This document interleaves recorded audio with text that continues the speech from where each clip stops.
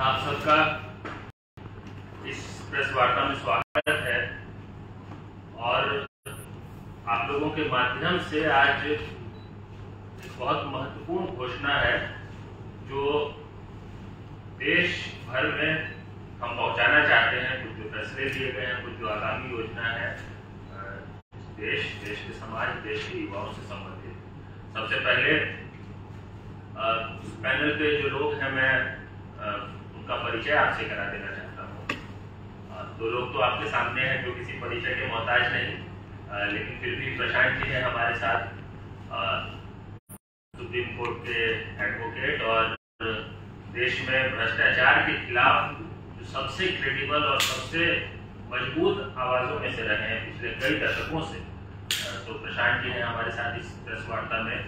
मेरी दाहिनी तरफ यशोवर्धन आजाद जी हैं, आप सब परिचित हैं यशोवर्धन जी से। यशोवर्धन आज भी सेवानिवृत्त होने के बाद जो भी तरीका उनको देश के लिए, समाज की बेहतरी के लिए लग रहा है, उस माध्यम से मदद कर रहे हैं। इसके अलावा मेरी बिल्कुल दाहिनी तरफ विंकल शर्मा जी हैं।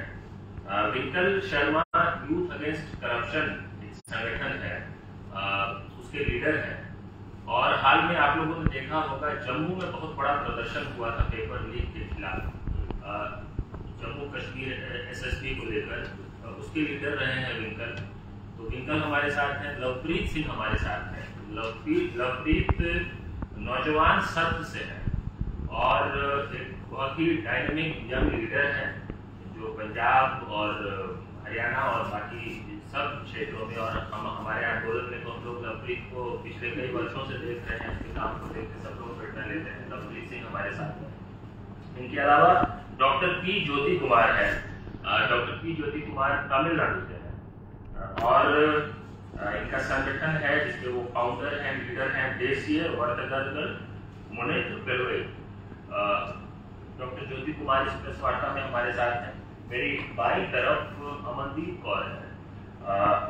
अमनदीप अभी रिसर्च स्कॉलर है। इसके अलावा जो यूथ मूवमेंट है उसमें अमनदीप की बहुत अहम भूमिका है और आगे की जो योजना जो आपके समक्ष हम रखेंगे उसमें भी बहुत केंद्रीय रूप से अमन शामिल रहेंगी। और मेरी बिल्कुल बाई तरफ राजेश सचान जी है। राजेश सचान जी युवा मंच के संयोजक हैं, बिल्कुल दमदार क्रांतिकारी युवा नेता हैं। आपने पिछले साल भी देखा होगा जब रेलवे भर्ती के खिलाफ बहुत बड़ा प्रदर्शन हुआ था देश भर में गड़बड़ियों के खिलाफ, तो इलाहाबाद में जो खूब प्रोटेस्ट हुए, जिसके बाद सरकार ने जो क्रैकडाउन किया था उसमें राजेश पर काफी क्रैकडाउन हुआ था, इनको जेल भेज दिया गया था। और राजेश लगातार युवाओं के हक अधिकार के लिए संघर्ष कर रहे हैं और आज जो घोषणा होने वाली है, आगे की जो योजना है उसमें राजेश जी की काफी अहम भूमिका होगी। तो ये हमारे पैनल से आप परिचित हैं। अब जो साथियों जो महत्वपूर्ण बात है जो आपके माध्यम से हम चाहते हैं कि देश भर तक पहुंचे, वो ये कि कल राजधानी दिल्ली में एक बैठक हुई जिसमें देश भर के 22 से ज्यादा राज्यों से युवा संगठन और युवा समूहों के नेता एकत्रित हुए और एक कॉमन एजेंडा पे आम सहमति बनी। सिर्फ एक कॉमन एजेंडा पे आम सहमति भरी नहीं, एक अम्ब्रेला बॉडी का गठन हुआ है जिसका नाम है संयुक्त युवा मोर्चा। इस संयुक्त युवा मोर्चा के गठन में की प्रक्रिया में 113 संगठन साथ आ चुके हैं। 113 स्वतंत्र संगठन, ये सब इंडिपेंडेंटली अपने अपने दायरे में, अपने अपने क्षेत्र में लगातार संघर्ष और काम कर रहे हैं। ये स्वतंत्र संगठन 113 साथ आ गए, ये बहुत बड़ी बात है इस देश के लिए, देश के बेहतर भविष्य के लिए। और साथ आकर एक संयुक्त युवा मोर्चा का गठन किया। जो कॉमन एजेंडा बना है उसके बारे में, किस विषय को लेकर आंदोलन आगे बढ़ेगा, हमारे साथ प्रशांत जी हैं, यशोवर्धन जी हैं, वो और एक्सप्लेन करेंगे। मैं आपको जो कुछ बातें जो मुझे लगता है कि कहना बताना आवश्यक है, वो ये कि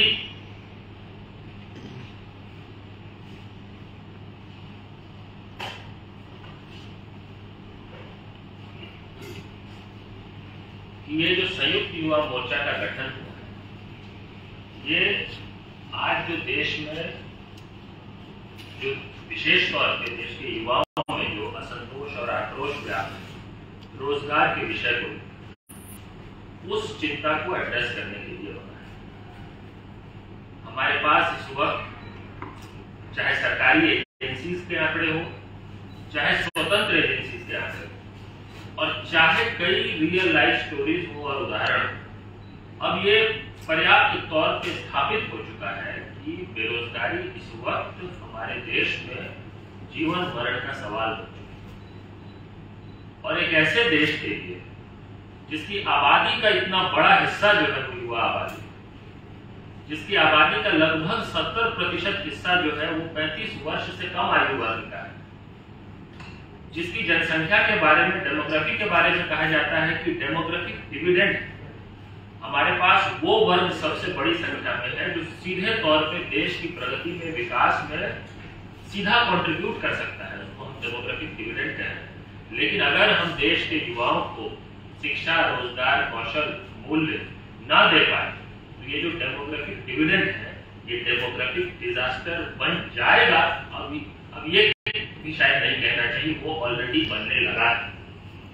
देश में युवाओं के बीच विशेष तौर पे बेरोजगारी को लेकर आत्महत्या की खबरें आम बात हो गई। वो हमको आपको शायद थोड़ा कम दिखता हो क्योंकि इस तरह के वॉइसेज और इस तरह के नैरेटिव के लिए मेन स्ट्रीम से जगह गायब कर दिया गया है, इसकी चर्चा नहीं हो रही। हमारे टीवी अखबारों में नहीं दिख रहा है कि युवा, देश के युवा खुदकुशी कर रहे हैं, आत्महत्या कर रहे हैं। और जो सरकार आई इस वादे के साथ कि 2 करोड़ रोजगार साल में, उस शासनकाल में बेरोजगारी का 45 साल का रिकॉर्ड हुआ। इसको ध्यान में रखते हुए बिल्कुल सभी पार्टियों से स्वतंत्र होंगे। इस आंदोलन का किसी पार्टी के प्रति, किसी दल के प्रति कोई अफिलिएशन, कोई एसोसिएशन नहीं है। और हम अगर किसी के प्रति हैं, एफिलिएटेड हैं, तो वो देश के युवाओं के प्रति और देश के भविष्य के प्रति। इस अंडरस्टैंडिंग के साथ आने वाले समय में रोजगार के लिए एक बड़ा आंदोलन खड़ा हो, इसके लिए 113 संगठन हम कल साथ आए। कल जो बैठक का समापन हुआ उसके बाद से भी लगातार जो संयुक्त युवा मोर्चा का जो सेक्रेटेरिएट है उसको कई ऐसे कॉल्स, कई ऐसे संगठन के लीडरशिप की तरफ से, उनके रिप्रेजेंटेटिव्स की तरफ से आ रहा है कि उनको बात करना है, बैठक करना है और इसमें योगदान देना है। तो ये एक ऐसा मैग्नेट तैयार हो गया है जो इस वक्त देश में जो असंतुष्टि है युवाओं में, और जो देश के जितने भी समूह और संगठन है जो इस पर कुछ सकारात्मक काम करना चाहते हैं, उन सब के बीच उम्मीद जगा रहा है इसमें। तो संयुक्त युवा मोर्चा के जरिए एक बड़ा आंदोलन होगा। वो बड़ा आंदोलन जिस कॉमन एजेंडा पे लड़ा जाएगा, खड़ा किया जाएगा, उसका नाम है भारत रोजगार संहिता। मैं उसके डिटेल्स में अभी नहीं जाऊंगा। भारत रोजगार संहिता इसलिए क्योंकि इस वक्त देश के युवाओं को भरोसा चाहिए, और भरोसा ही है भारत रोजगार संहिता। जिस तरह आजकल के नेता लोग बड़ा सुंदर सुंदर नोमेनक्लेचर करते हैं हर चीज में, तो वो कुछ ऐसी चीजें सीखनी चाहिए ना सबसे हम लोगों को। तो हम लोगों ने कहा कि जब बेरोजगारी का समाधान भारत रोजगार संहिता है, तो वही भारत रोजगार संहिता है जो आपके अखबार के टाइटल के लिए भरोसा बन जाएगा। कम जगह लेगा तो शायद आप छाप पाए। भारत रोजगार संहिता छापने में हेडलाइन लंबा हो जाता है। हमें भरोसा चाहिए, उसी भरोसा को भारत रोजगार संहिता कहते हैं। वो आप डिटेल में छाप लीजिएगा। भारत रोजगार संहिता, वो भारत रोजगार संहिता क्या है, आने वाले समय में जो हम कैंपेन करेंगे, क्या क्या करने वाले हैं, इस पर बात होगी। मैं उस वाले हिस्से तो जो हम करेंगे क्या एग्जैक्टली, उसको लेकर मैं 2 मिनट आपके समक्ष बात कर देता हूँ। एजेंडा, विषय और उसकी आवश्यकता पर यशोवर्धन जी और प्रशांत जी हैं, वो लोग भी बात करेंगे। कैंपेन के तौर पे ये तय हुआ है, कल ही बैठक में एक राष्ट्रीय परिषद का गठन हुआ है, जिसमें सभी 113 संगठनों के प्रतिनिधि हैं। इस राष्ट्रीय परिषद के अलावा एक छोटी बॉडी का भी गठन होने वाला है जो अगले 2-3 दिनों में जिसके नाम की सार्वजनिक घोषणा हो जाएगी। इसके अलावा ये टारगेट है कि देश के कम से कम 100 जिलों में अगले 1 महीने के अंदर हम एक लीगल सपोर्ट टीम खड़ा करें 100 जिलों में। क्योंकि हमने अग्निपथ के प्रदर्शनों के समय देखा, आपने देखा था कि जब अग्निपथ का विरोध हुआ, हमें हमारे कई साथियों को तिहाड़ जेल के दर्शन करा दिए गए, सिर्फ इसलिए भी विरोध किया। तो ये भी हुआ था कि देश के कई जिलों में कई अभ्यर्थियों को जेल में डाल दिया गया, सिर्फ इसलिए क्योंकि वो सेना की तैयारी कर रहे थे। तो लीगल सपोर्ट टीम की बहुत आवश्यकता है, जो उनके वाजिब हक अधिकार के लिए बात रख सके और न्यायपालिका के माध्यम से उनको न्याय दिला सके। यह हर जिले में इसकी आवश्यकता है। तो कम से कम 100 जिलों में अगले 1 महीने में ये टारगेट है कि लीगल सपोर्ट टीम का राज्य स्तर पे संयुक्त युवा मोर्चा की टीमों का गठन हुआ है, जो राज्यों के कई विषय, कि हमारे देश में कई भर्तियां, कई परीक्षाएं हैं और रोजगार का विषय सिर्फ केंद्र का नहीं है। और पेपर लीक जब कई बार होता है तो वो राज्य सरकार की परीक्षाओं में होता है, जिसको लेकर राज्य सरकारें भी कई बार उतनी ही उदासीन है जितना केंद्र सरकार।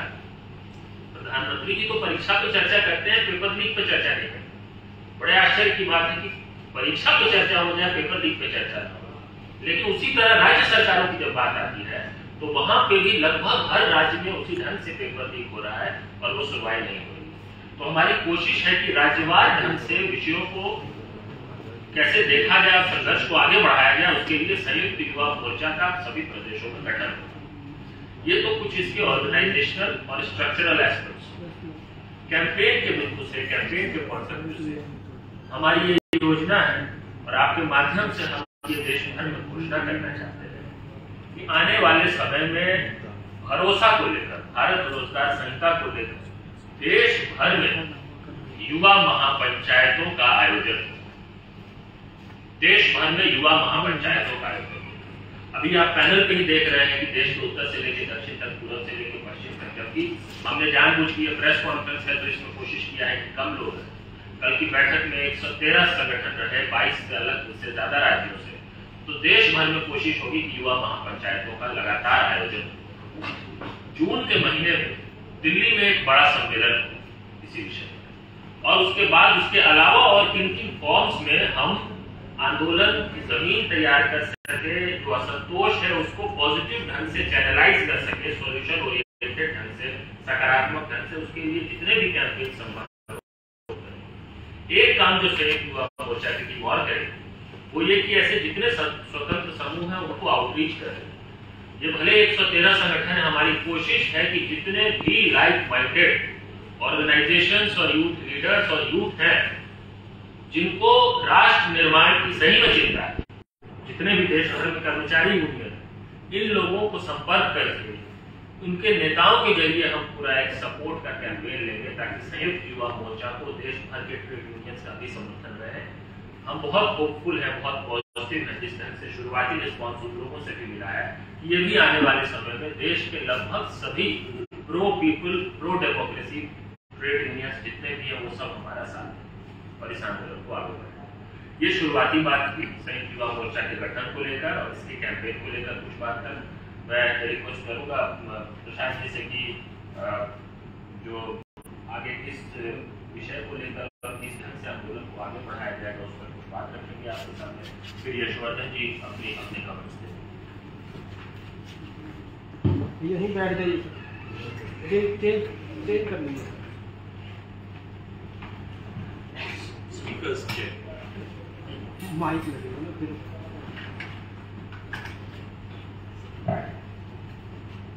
तो आज हिंदुस्तान में क्या हालात बने हुए हैं ये सब लोग देख रहे हैं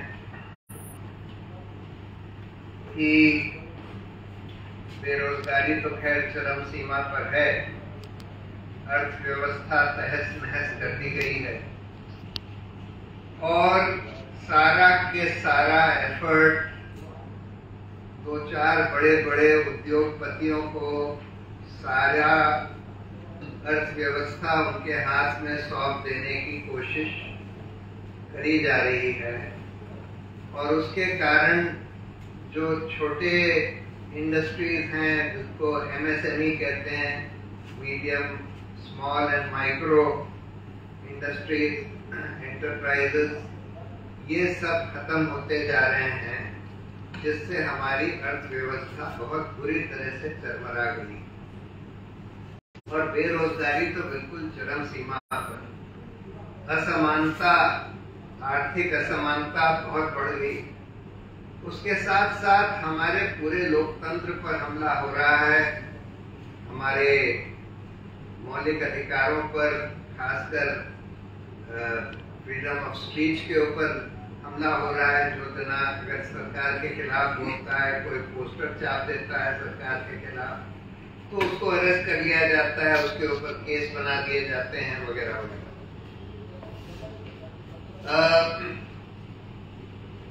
सारे हमारे जितने लोकतांत्रिक संस्थान बनाए गए थे हमारे संविधान में या हमारे कानूनों में, चाहे वो इलेक्शन कमीशन, न्यायपालिका, media, controller and auditor general, police agencies, investigating agencies, सबको सरकार के अधीन, ये सब स्वतंत्र होने थे लेकिन सबको सरकार के अधीन लियाया गया है और सरकार के पॉलिटिकल इंस्ट्रूमेंट्स की तरह काम कर रहे हैं।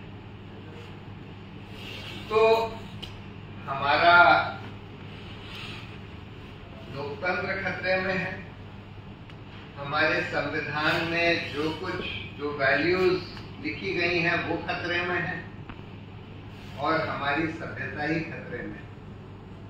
तो ऐसे समय पर जनता का और खासकर युवाओं का बहुत बड़ा रोल होना चाहिए, बहुत बड़ा दायित्व है उनके सामने, क्योंकि इतिहास में देखा गया है कि जब जब इस तरह की क्राइसिस किसी भी समाज में, किसी भी देश में आती है और कोई बड़ा मूवमेंट उस क्राइसिस को एड्रेस करने के लिए खड़ा होता है, तो उसकी अगुवाई हर बार युवा पीढ़ी करती है।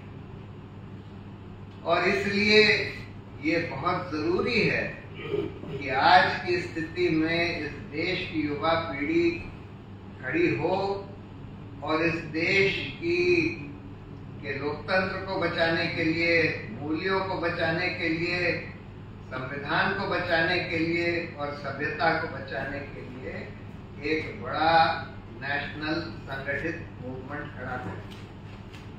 तो सवाल ये उठता है कि भाई आज समस्याएं तो बहुत हैं, लेकिन जो समस्या युवाओं को सबसे ज्यादा अफेक्ट कर रही है और जिसमें वो सबसे बड़े स्टेक होल्डर हैं, वो बेरोजगारी। तो ये सोचा गया, जो कल की मीटिंग हुई उसमें जो चर्चा हुई और जो रेजोल्यूशन निकला, कि सबसे पहले जो युवाओं का संगठन बने उसका सबसे पहला काम होगा कि रोजगार के सवाल पर एक बड़ा आंदोलन इस देश में खड़ा करना। उसकी 4 मुख्य डिमांड्स हैं। पहला कि भारत में रोजगार के अधिकार का कानून बने, जैसे हम कहते थे कि लोकपाल का कानून बने, और उस समय हम लोगों ने लोकपाल के कानून का एक ड्राफ्ट भी बनाया था, ये दिखाने के लिए कि भाई देखिए ऐसे कानून बन सकता है, ऐसे लोकपाल बन सकता है। ऐसे ही हम लोगों ने एक बिल्कुल बेसिक ड्राफ्ट बनाया है रोजगार के अधिकार के कानून का। इसका मतलब ये है उस कानून के तहत, जैसे आज मनरेगा का जो कानून है वो ये कहता है कि हर रूरल फैमिली यानी गांव में रहने वाले जो परिवार हैं उनमें से एक जने को कम से कम साल में 100 दिन का रोजगार का अधिकार होगा, कम से कम न्यूनतम मजदूरी की जो दर है उसको। हम लोग उसको एक्सपैंड करके कह रहे हैं कि सिर्फ रूरल फैमिलीज को नहीं, सारे अर्बन रूरल सब फैमिलीज में सिर्फ एक आदमी को नहीं, सारे एडल्ट्स को, और सिर्फ 100 दिन के लिए नहीं, पूरे 365 दिन रोजगार। क्योंकि सुप्रीम कोर्ट ने भी जब आर्टिकल 21 राइट टू लाइफ और लिबर्टी की परिभाषा करी तो उसमें ये बोला कि इसका मतलब ये है right to live with dignity, और right to live with dignity अगर हर नागरिक का मौलिक अधिकार है तो उसमें रोजगार भी आता है। जब तक आपके पास रोजगार नहीं है तो आप डिग्निफाइड लाइफ नहीं जी सकते। तो हर नागरिक को रोजगार का अधिकार मिलेगा इस कानून के तहत, और न्यूनतम वेजेस में कम से कम अगर उसके पास रोजगार नहीं है तो सरकार प्रोवाइड करे, और अगर नहीं कर सकती तो उसका आधा बेरोजगारी भत्ता की तरह दे। ये एक कानूनी डिमांड है जो कि सारे देश को अफेक्ट करती है, खासकर युवा पीढ़ी के लोगों को। दूसरा एलिमेंट इसका ये होगा कि जितने रिक्त पद हैं सरकारी संस्थानों में, केंद्र में, राज्यों में, पब्लिक सेक्टर अंडरटेकिंग्स में, सबको तुरंत बहुत जल्दी से और एक क्रेडिबल तरीके से भरा जाए। आज हम देख रहे हैं हर बार इन सिलेक्शंस में बेईमानी हो रही है, पेपर लीक हो रहे हैं, हर तरह की प्रॉब्लम्स खड़ी हो गई। तो एक हमारे युवा साथियों ने उसका एक ढांचा बनाया है कि किस तरह से पारदर्शी तरीके से इन भर्तियों को भरा जा सकता है और जल्दी भरा जा सकता है। ये करीब 1 करोड़ से ज्यादा रिक्त पद हैं। अगर आप central, state, public sector undertakings को देखें तो 1 करोड़ से ज्यादा अभी खाली पड़े। उन सबको एकदम टाइम बाउंड मैनर में भरा जाए और क्रेडिबल तरीके से भरा जाए, ये दूसरी डिमांड है। तीसरी डिमांड ये है कि आज देखिए पब्लिक सेक्टर का कुछ एरियाज में तो एक्सक्लूसिव रोल होता है। जो मोनोपोली सेक्टर्स हैं, जैसे पोर्ट्स हैं, एयरपोर्ट्स हैं, रेलवे है, ये सब नेचुरल मोनोपोली सेक्टर्स हैं। मोनोपोली आप किसी प्राइवेट इंस्टीट्यूशन को या प्राइवेट कंपनी को नहीं दे सकते, लेकिन दी जा रही। अडानी को करीब करीब इस देश के आधे से ज्यादा पोर्ट दे दिए गए, सब मोनोपोलीज हैं। करीब करीब आधे एयरपोर्ट्स दे दिए गए, आधे का 37% एयर ट्रैफिक जो है अडानी के एयरपोर्ट्स के थ्रू जाता है। यानी कि 1-2 उद्योगपतियों को फायदा पहुंचाने के लिए आप प्राइवेट मोनोपोलीज बनाते चले जा रहे हैं। अब कह रहे हैं कि हम रेलवे का भी निजीकरण करेंगे। तो एक तो ये सेक्टर होता है जो मोनोपोली सेक्टर है, जिसका निजीकरण नहीं होना चाहिए, वो सरकार के ही हाथ में होना चाहिए। सरकार कई बार कहती है कि नहीं सरकारी संस्थानों में बेईमानी बहुत होती है, इस वजह से हम निजीकरण कर रहे हैं। अरे बेईमानी होती है तो उसको रोकिए। आप खुद कह रहे हैं कि भाई हमारे संस्थानों में बेईमानी हो रही है, हम बेईमानी रोक नहीं पा रहे हैं इसलिए निजीकरण कर रहे हैं, ये क्या दस्तावेज? तो एक तो ये सेक्टर हुआ। दूसरे सेक्टर्स वो होते हैं जो सोशल सेक्टर जिनको हम कहते हैं, जहां पर सब्सिडीज की जरूरत है। एजुकेशन का सेक्टर है, हेल्थ का सेक्टर है। Basic education, basic health care सबका मौलिक अधिकार है।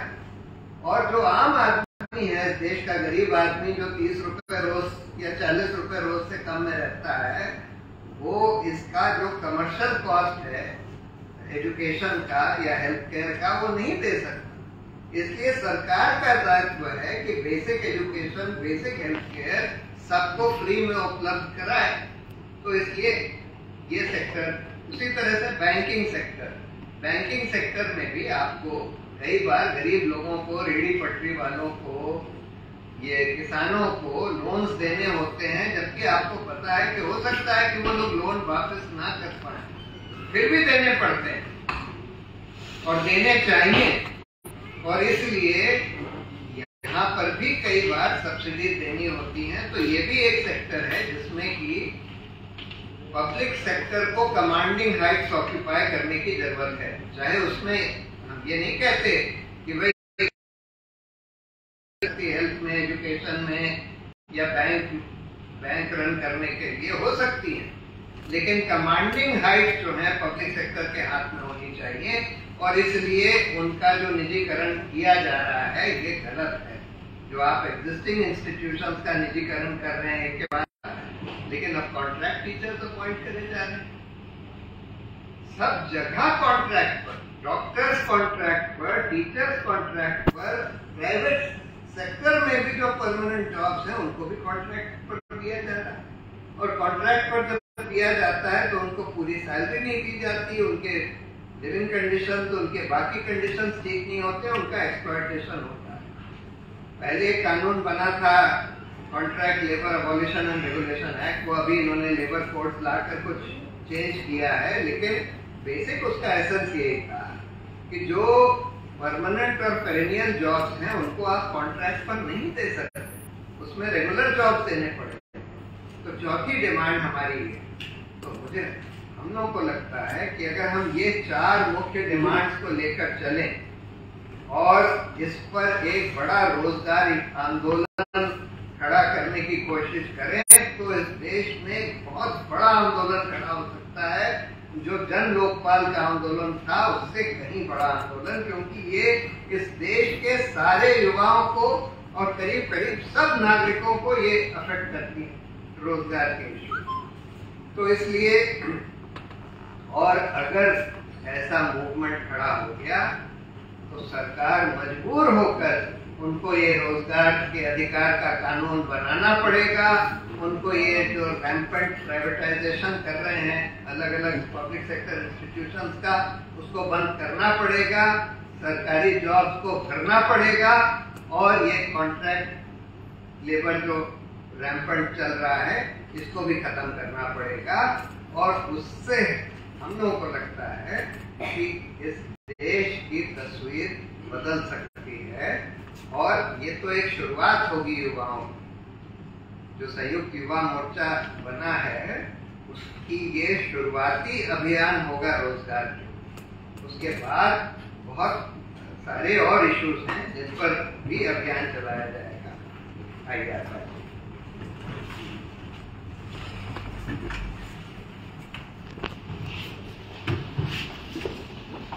अनुपम और प्रशांत जी ने सारे क्षेत्रों को बहुत अच्छी तरह कवर किया है। इसमें मैं बहुत सीमित 5 बिंदुओं पर बोलूंगा, सीमित बोलूंगा ताकि आपका ध्यान केंद्रित रहे। पहला, सबसे महत्वपूर्ण घोषणा तो ये है कि 113 युवा संगठन एक प्लेटफॉर्म पर आए हैं और राष्ट्रहित के बहुत बड़े मुद्दे पर, बेरोजगारी पर। मैं समझता हूं देश की राजधानी दिल्ली में शायद ये आवाज इतनी गूंजे नहीं, लेकिन अभी मैं बरेली गया था, जयपुर, आगरा, भोपाल गया था, वहां पर जितनी चर्चा इस विषय पर होती है शायद उतनी चर्चा दिल्ली ऐसे शहरों में नहीं होती। लोग कहते हैं कि हम यूथ डिविडेंड, यूथ बल्ज से गुजर रहे हैं, यानी हमारी 65% आबादी 30 वर्ष के नीचे है, लेकिन ये यूथ बल्ज बिना नौकरी के बिफर सा गया है। और जैसा कि अनुपम ने कहा, कितने सुसाइड के केसेस हो रहे हैं और एक हताशा और निराशा ऐसी अवस्था पैदा हो रही है जिसे हम एक प्रजातांत्रिक प्रणाली में नहीं कर सकते। दूसरी बात, जहां पर बेरोजगारी का सवाल है, आज बल्कि 2 दिन पहले 1 अप्रैल 2023 CMI की ये रिपोर्ट है कि ग्रामीण क्षेत्रों में 7.7% 50% बेरोजगारी है और शहरों में 8.5%। ये भयावह स्थिति है और इस स्थिति से निपटने के लिए क्या हम उचित कार्रवाई कर रहे हैं ये हम जानना चाहते हैं। अपने अभियान में, जैसा कि अनुपम ने कहा कि जून में हम एक नेशनल अधिवेशन करेंगे, उसके बाद हम एक नेशनल रिपोर्ट भी तैयार करेंगे एक्सपर्ट्स के जरिए बेरोजगार की स्थिति पे, जो कि सिर्फ केंद्र सरकार ही नहीं सारे राज्य सरकारों को भी पेश करें। आज जैसा कि प्रशांत भूषण जी ने बताया, राज्यों में स्थिति भयावह है। हर राज्य में, केंद्र में स्थिति वही है, परीक्षाएं होती हैं, उसके बाद परीक्षाएं में गड़बड़ी होती है चयनित वो लड़का आज ओवर एज हो चुका है लेकिन उसको नौकरी नहीं मिली। इसके लिए किस तरह की भरपाई हम करें? किसी तरह का कॉम्पेंसेशन नहीं है। आज इस देश में अनएम्प्लॉयमेंट डोल नहीं है, बेरोजगारी भत्ता नहीं। मिनिस्ट्री ने यह सोचा है कि 1 साल का डिप्लोमा देकर या 2 साल का डिप्लोमा देकर हम उसे इंडस्ट्री में लगाएं। इंडस्ट्री और एकेडमिक्स का समन्वय बहुत जरूरी है और इसलिए ये जो आवाज है उठ नहीं रही। हम ये भी चाहते हैं हम इसके जरिए एक ऐसा स्लोगन क्रिएट करेंगे ताकि हर पॉलिटिकल पार्टी जो इलेक्शन लड़ेगी 2024 में उन्हें मैंडेटरी अपने एजेंडा में ये रखना पड़ेगा एम्प्लॉयमेंट के बारे में कि क्या उनके टारगेट्स हैं। और हमारे जो नौजवान हैं इस इशू पर ज्यादा से ज्यादा केंद्रित होंगे। और अंत में ये कहना चाहूंगा कि इस देश में काफी सारी समस्याएं हैं लेकिन जो एक समस्या जो बेरोजगारी से बहुत जोर से जुड़ी हुई है, एक नहीं बल्कि 2 है। एक तो एजुकेशन है जिसका कोई मतलब रोजगार से नहीं है। आज 80% नौकरियां मैट्रिकुलेट के बाद मिलनी चाहिए और अगर हमारे इंजीनियर्स अनएम्प्लॉयड हैं तो सिस्टम में कुछ गड़बड़ी है। आज हमारी उत्पादकता जिसे मैन्युफैक्चरिंग करते हैं हर देश में, वियतनाम ऐसे देश में जहां 27% है, हमारे यहाँ वो अटकी हुई है 14%। तो जब तक उत्पादक क्षेत्र आगे नहीं बढ़ेगा, मैन्युफैक्चरिंग नहीं बढ़ेगा, नौकरियां नहीं मिल सकती।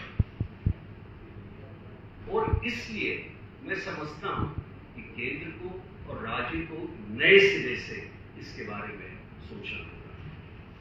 अंत में मैं ये कहना चाहूंगा कि एक जो आवाज उठाई गई है, उठाई जाएगी, वो राइट टू वर्क की है। प्रशांत जी ने इसके बारे में बहुत ही विस्तृत रूप से इसे पेश किया है। हम इस पे और वर्क करेंगे और देखेंगे कि इसको हम और फाइन ट्यून कैसे कर सके ताकि आपके सामने और केंद्र सरकार के सामने, राज्यों के सामने हम इसे पुट करेंगे। और मैं समझता हूँ जून में जो हमारा नेशनल अधिवेशन होगा उसके बाद ये सारी बातें जो वो बिल्कुल एक एजेंडा के रूप में, एक प्रोग्राम के रूप में परिणत होंगी और तब एक बहुत ही साफ सा एक पिक्चर हमारे सामने। Thank you.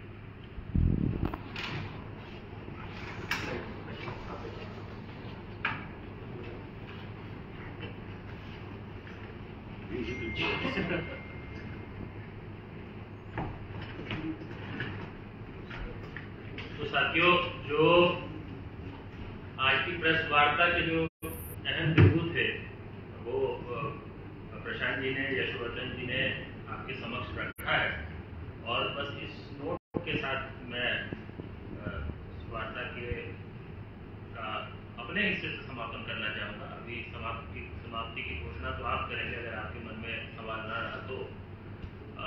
वो ये कि देखिए बहुत ही भारी हताशा और निराशा देश के युवाओं में, इसमें यह एस्टैब्लिश हो चुका है, इसमें कोई कंफ्यूजन नहीं है। कोई किसी पार्टी का समर्थक हो, किसी सरकार का समर्थक हो, सरकार का विरोधी हो। अभी आपने देखा अगस्त सितंबर के महीने में हमने बिहार के हर जिले में यात्राएं चली, लोगों के बीच गांव-गांव में गए और आम लोगों से जब बात होती है तो जाति, धर्म और पार्टी एफिलिएशन से ऊपर उठकर जब ये बात होती है कि देश के युवाओं का भविष्य कितना अधिकार में है, तो सब के सब 100% लोग इस बात से सहमत होते हैं कि आज देश में महंगाई, बेरोजगारी, गरीबी जो है वो चरम पर है, बहुत बड़ा चिंता का विषय।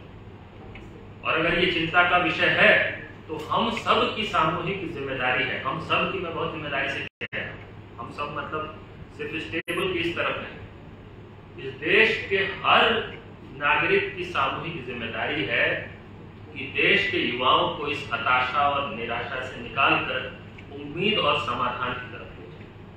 और वो उम्मीद जो है वो है ये भरोसा, जो भरोसा जिस दिशा में हमको युवाओं को ले जाना है वो ये भारत रोजगार संहिता है।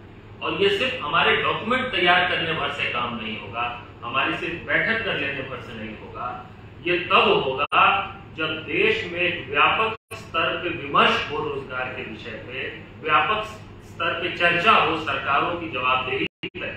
जो प्रश्न इधर से पूछे जा रहे हैं वो आपके माध्यम से उन सत्ताधारियों से भी पूछा जाए जिनके लिए सही में ये प्रश्न है, वरना हम हवा में छोड़ते जा रहे हैं प्रश्न, जवाबदेही किसी की तय ही नहीं हो रही है, क्योंकि जहां तक सवाल पहुंचना चाहिए था वहां तक पहुंचा नहीं रही है इस वक्त इस देश की मीडिया। ये कहना पड़ेगा, ये कहने से बच नहीं सकते हमारे साथ। तो अगर इस उद्देश्य के साथ एक बहुत ही ऐतिहासिक डेवलपमेंट हुआ है, हो सकता है आज से 1 साल बाद, 1.5 साल बाद, 5 साल बाद सोमवार को नई दिल्ली में जो बैठक हुई जिसमें संयुक्त युवा मोर्चा का गठन हुआ, आज जो प्रेस वार्ता हुई, उसको एक ऐतिहासिक घटना के तौर पे आप लोग याद करें। आप लोग जो है यहाँ पे वो लोग याद करेंगे कि मैं उस प्रेस वार्ता में था जिस वक्त इसकी पहली सार्वजनिक घोषणा हुई। हम ये सेंस कर सकते हैं, ये अखबार टीवी से सेंस नहीं होगा, जो लोग जमीन पर जिनके कान है उनको सेंस होता है। जब से बैठक समाप्त हुई है हमने संगठन की लिस्ट जो है हम फाइनल नहीं कर पाए। देखिए ये कलम से लिखा हुआ है, प्रिंट होता है, उसके बाद फिर से 3 नए संगठनों का नाम जोड़ना पड़ता है, क्योंकि लगातार अलग अलग जगहों से बातचीत हो रही है, संवाद हो रहा है, और ये इतना इससे एनर्जी जनरेट हो चुका है। तो अब जब हम भारत रोजगार संहिता को लागू कराने के लिए देश भर में युवा महापंचायत करेंगे, देश भर में अभियान चलाएंगे, देश भर के शहर शहर गांव गांव तक जाएंगे और इन चारों बिंदुओं को लेकर एक बड़ा आंदोलन तैयार करने की कोशिश करेंगे, दिल्ली में एक बड़ा राष्ट्रीय सम्मेलन करेंगे, तब जाकर शायद हो सकता है कि जो लोग अभी तक उसको सेंस नहीं कर रहे वो सेंस करेंगे ये कितना गंभीर विषय है, इस पर काम करना, संघर्ष करना कितना आवश्यक था, सरकारों की जवाबदेही तय करना कितना आवश्यक था। तो ये आंदोलन 113 संगठनों के साथ जो संयुक्त युवा मोर्चा बना है, इसकी बात आपके माध्यम से देश के हर व्यक्ति तक पहुंचे, ऐसी हमारी कामना है, ऐसी अपेक्षा है हमारी। और कोई विशेष तो अगर आपके मन में कोई प्रश्न हो तो उसको हम लोग एड्रेस कर लेंगे। अनुपम, पूरे आंदोलन का हमने रूपरेखा समझ ली है, पूरा आंदोलन किस तरीके से बहुत करेगा वो समझ पाएंगे, लेकिन इसमें मिसिंग एक चीज लग रही है कि पॉलिटिकल एंगल क्या होगा। हमने ये तो जान लिया कि जो आपकी मांगों को अपने मैनिफेस्टो में डालता है तो जाहिर सी बात है आपका एक नॉर्मल सपोर्ट उस पर रखाएगा, लेकिन पॉलिटिक्स से आप एक्सपेक्ट क्या कर रहे हैं इस वक्त?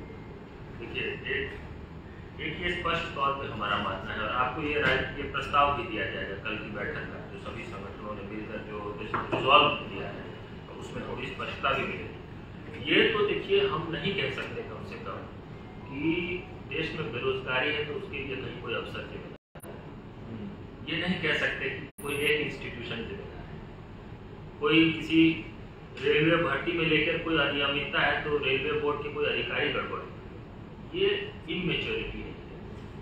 लेकिन मुझे पता है कि पॉलिटिकली सेंसिटाइज एक बड़ा वर्ग युवाओं का इस बात को नहीं समझता, वो कहता है कई बार, और वो हमारे आंदोलनों के माध्यम से इस बात को फिर अंततः समझता है कि उनके साथ जो हो रहा है, जो भी हो रहा है, अच्छा बुरा जो भी हो रहा है, वो देश की नीति और राजनीति का नतीजा होता है, किसी एक व्यक्ति, एक संस्था, एक अधिकारी, एक टीम का नतीजा नहीं है।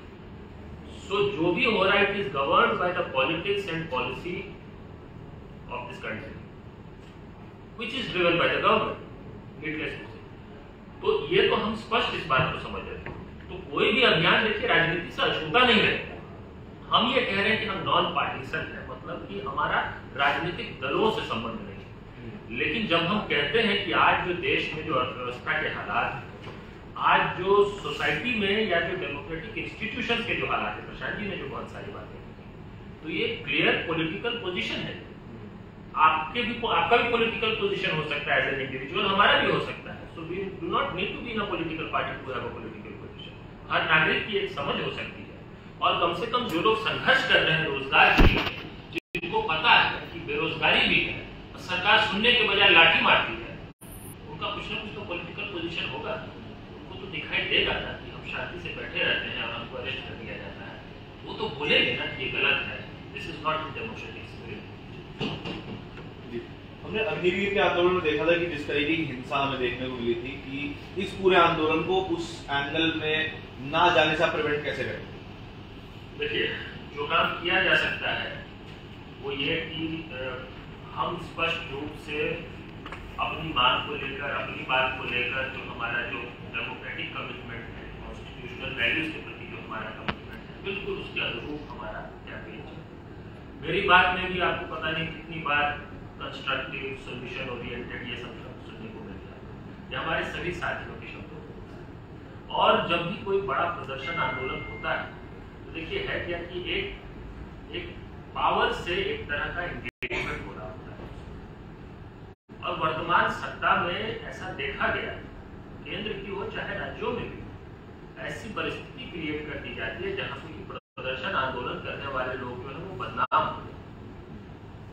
देखिए, हमने पहले ही कह दिया कि प्रजातांत्रिक प्रणाली में हमारे पास जितने तरीके हैं हम उसका इस्तेमाल करें। तो मैं समझता हूँ वो इसका उत्तर काफी। एक सवाल है मेरा कि जो पॉलिटिकल पार्टी है उसको आप अपने मोर्चे में शामिल नहीं करेंगे, है ना? लेकिन कई सारे धार्मिक संगठन हैं। इससे पहले अन्ना हजारे का आंदोलन हुआ था, वहाँ रामदेव भी आए थे, मंच बना था रामलीला मैदान पे, उसके बाद बहुत कुछ हुआ। तो ऐसे संगठन अगर आते हैं सपोर्ट करने के लिए तो क्या आपका रहेगा ना भैया? देखिए, संयुक्त युवा मोर्चा में कोई पॉलिटिकल पार्टी नहीं होगी, लेकिन जो आंदोलन चलेगा बेरोजगारी के ऊपर, रोजगार के ऊपर जो आंदोलन चलेगा, उसमें तो हम चाहेंगे कि भाई उसको सारे ट्रेड यूनियन, दूसरे ऑर्गेनाइजेशन, पॉलिटिकल पार्टी सभी उसको सपोर्ट करें। जो भी सपोर्ट करेगा उसका सपोर्ट वेलकम है, क्योंकि ये तो देश के रोजगार का सवाल है, देश की अर्थव्यवस्था का सवाल है, देश के अस्तित्व का सवाल है। इसमें सभी को सपोर्ट करना चाहिए। सर, मेरा एक सवाल है, जैसे आपने बोला कि सभी गवर्नमेंट को सपोर्ट करना चाहिए, जितनी भी पॉलिटिकल पार्टी में सपोर्ट करना चाहिए। सवाल ये है कि राजस्थान में कांग्रेस की सरकार है, केंद्र में बीजेपी की सरकार है, बीजेपी नौकरी नहीं दे पाती है, राजस्थान में भी पेपर लीक होता है, उत्तर प्रदेश में भी पेपर लीक होता है, पश्चिम बंगाल में तो पेपर लीक के साथ बहुत बड़ा स्कैम भी होता है। सभी पार्टियां स्कैम करने लगी। तो ऐसे में युवाओं के लिए आवाज आपको पॉलिटिकल कैसे मिलेगा? मतलब आपको क्या लगता है, कैसे आपको विश्वास मिला है कि वो लोग आपके साथ हैं? देखिए, ये सब खामियां सारी पॉलिटिकल पार्टीज में हो सकती है, सारी सरकारों में भी हो सकती है, लेकिन जब जनता उठती है, तो जैसे अडानी का मामला ले लीजिए। अडानी को केंद्र सरकार ने तो हर तरह के कॉन्ट्रैक्ट फायदे पहुंचाए हैं, मोदी सरकार ने, लेकिन राजस्थान गवर्नमेंट ने भी कुछ पहुंचाया है, छत्तीसगढ़ की सरकार ने भी कुछ पहुंचाया है। लेकिन उसके बावजूद भी जब ये जनता का बड़ा मुद्दा बनता है तो फिर कांग्रेस को भी इसके ऊपर एक पोजीशन लेनी पड़ती है, और उन्होंने ली। तो जब ये रोजगार का मुद्दा जब लोगों को दिखेगा कि भाई इस पे युवा वर्ग जो है बहुत एजिटेटेड है और युवा वर्ग का एक बड़ा आंदोलन इस पर खड़ा हो रहा है, तो मुझे उम्मीद है कि सारी पॉलिटिकल पार्टियां अल्टीमेटली छत मार के इसको सपोर्ट करेंगी। अल्टीमेटली लोकपाल का कानून बनाना पड़ा ना, उस समय कांग्रेस की सरकार की नहीं बनाना चाहती थी, लेकिन बनाना पड़ा। तो मुझे उम्मीद है कि जब ये बड़ा आंदोलन होगा और इनको दिखेगा कि भाई इस आंदोलन से इनकी पॉलिटिकल पावर खिसक सकती है, तो फिर झक मार के इनको सपोर्ट करना पड़ता है। देखिए, जो आपने प्रश्न पूछा है उसका सीधी उत्तर में दो चीजें हैं। एक तो जब भी परीक्षा निकाली जाती है उसमें पेपर लीक होता है, और दूसरा ये है कि गड़बड़ियां होती हैं जब परीक्षा। ये दो चीजें, इसको कंट्रोल करना सरकार का काम है। मैं इस बात को नहीं मानता कि सरकार चाहती है कि भ्रष्टाचार हो इस भर्ती में, नहीं, वो चाहती है कि अपने आदमी की भर्ती हो जाए और बड़े अच्छे तरीके से हो, ये कोई गड़बड़ी नहीं। ये तो डिफरेंट है। तो इसके जो उपाय है, इसका निवारण दो तरीके से हो सकता है। एक तो हमने करीब 10 ऐसे सुझाव बनाए जो अगर सरकारें उसको अडॉप्ट करें तो फिर ये गड़बड़ियां नहीं होगी, और अनलेस उन पे प्रेशर पड़ेगा तब तक वो ये कार्रवाई नहीं करें, और इसलिए आवश्यक है कि वो करें। दूसरी बात ये है कि नियुक्तियों की नियुक्ति के बारे में अगर सरकारें समय पे नियुक्ति अगर नहीं करती है तो या तो एक व्हाइट पेपर लाएं कि हमारे पास बजट नहीं है, पैसा ही नहीं है, इसीलिए हम नियुक्ति नहीं कर रहे, और नहीं तो अगर आपने बताया है तो आपने क्यों नहीं उसकी नियुक्ति, और इसके लिए सर आंदोलन से पहले क्या कोई डेलीगेशन तैयार है सरकार से बात करने के लिए इन मुद्दों पे? सरकार से बात करने की हमारे तरफ से तो कई बार कोशिश की, तो ये बात कहा गया प्रशासन की तरफ से कि मॉडल एग्जाम कोड हमने तैयार किया। उस मॉडल एग्जाम कोड को हमने उन सभी भर्ती बोर्डों को भेजा, ये कहते हुए कि कोई भी 2 टियर या 3 टियर एग्जाम प्रोसेस जो है वो मैक्सिमम 9 महीने में पूरा हो सकता है। कभी किसी ने कोई सुनवाई नहीं। इसीलिए अभी जो यशवर ने की बात करी, प्रेशर बनाने की जरूरत है। प्रेशर बनाने के लिए ही आंदोलन की आवश्यकता है। शायद हम आंदोलन करेंगे तब जाके सरकार जो है सो सुनने की कोशिश करे हमारी। जैसे कि देखिए रेलवे भर्ती वाले में आंदोलन हुआ ना, सरकार ने सुना, अंततः सरकार ने मांगी भी मानी, आंदोलन हुआ तो बात मानी। बड़ा आंदोलन होगा तो व्यापक स्तर पे बातों की सुनवाई होगी। आंदोलन का प्रारूप क्या होगा, 1 दिन या 7 दिन या किस तरह से? कंफ्यूज हो रहा है। देखिए कैंपेन और मूवमेंट 2 अलग चीजें, ठीक है। हम लोग इन 2 चीजों को इंटरचेंजेबली यूज करने लग जाते हैं। आंदोलन कोई प्रेस कॉन्फ्रेंस से कभी कोई घोषणा नहीं कर सकता, आंदोलन की तैयारी की घोषणा कर सकता है। कोई जब कहता है आपको कि हम कितने तारीख को आंदोलन करेंगे, वो कितने तारीख को प्रदर्शन करेंगे, वो आंदोलन की शक्ल लेगा, वो इस पर निर्भर करेगा कि उसको कितना ज्यादा जन समर्थन और कितने लोग साथ आते हैं। हमने जो अभी कहा है आपको, वो एक कैंपेन की घोषणा है, जो उस आंदोलन का होमवर्क, देश में असंतोष है, आक्रोश है युवाओं में, उसको पॉजिटिव ढंग से चैनलाइज करने की जरूरत है। ये हमने कहा, उसको चैनलाइज करने के लिए ये कैंपेन कर रहे हैं। इस कैंपेन को करते करते आने वाले समय में आपको किसी दिन एक बड़ा आंदोलन दिखेगा, और जो बड़ा आंदोलन जो सही में आंदोलन होगा, उसमें ऊर्जा और संख्या ऐसी होगी कि वो स्वतंत्र भारत का सबसे बड़ा आंदोलन होने वाला है। पूरी जिम्मेदारी से मैं कह रहा हूँ। आप देखिए एक भर्ती को लेकर, सिर्फ अग्निपथ को लेकर, सिर्फ रेलवे को लेकर अगर प्रदर्शन हो जाए तो लाखों करोड़ों की संख्या होती है। ये जब इस भरोसा को लेकर, इन 4 बिंदुओं को लेकर जिस दिन एक बड़ा आंदोलन तैयार हो गया, तो उसमें देश का हर सच्चा नागरिक उसका हिस्सेदार होगा। हो सकता है सरकार में बैठे लोग भी व्यक्तिगत स्तर पर उसके हिस्सेदार होंगे, वो शायद अन्य मजबूरियों के कारण हमारी बात ना सुन रहे हो, उनको भी सुनना ही पड़ेगा। ठीक है ना? ठीक है।